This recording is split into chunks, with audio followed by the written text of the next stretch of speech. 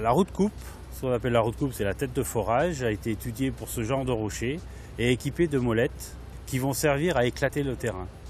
Ces molettes sont interchangeables, bien sûr dès qu'elles sont usées, on pourra les changer de l'intérieur de la tête pour être en sécurité. Là nous avons les moteurs électriques de 350 kW chacun, on en a 6 qui eux vont entraîner le roulement à l'intérieur, c'est la pièce maîtresse du tunnelier. Ici nous avons le système d'avance du tunnelier, c'est-à-dire que le tunnelier lui va sortir ces gros patins qui vont venir s'appuyer contre les parois du tunnel et ces vérins, il y en a 4, vont pousser la tête qui va être en rotation. Ces vérins ont une longueur d'1,80 m, c'est ce qu'on appelle une passe. Et ensuite, des pieds vont être posés au sol pour soutenir la machine, la poutre. Après, on pourra simplement dégripper, rentrer ces gros sabots, rétracter ces vérins. Donc la machine va ravancer, se regripper et va être prête pour refaire une passe d'1,80 m.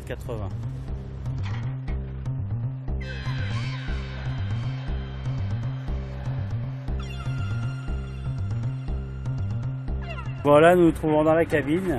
C'est l'endroit où le pilote contrôle sa machine.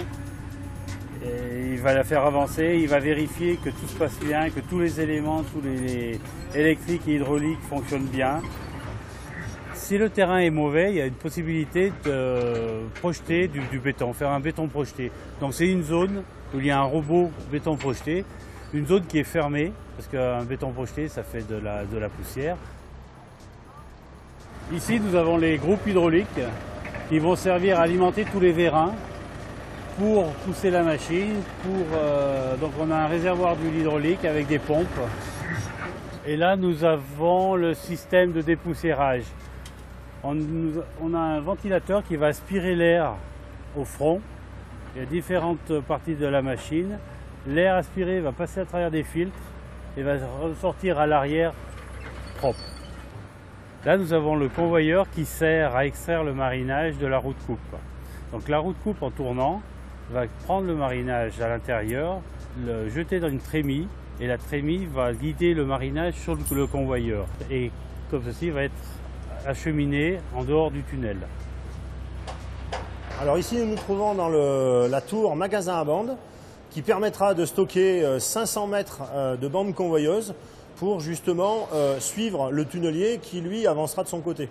Alors cette bande convoyeuse sert à acheminer le matériau du frontail jusqu'à la surface. Le stock de bandes sera rajouté au fil de l'avancement par tronçon de 400 mètres en fait.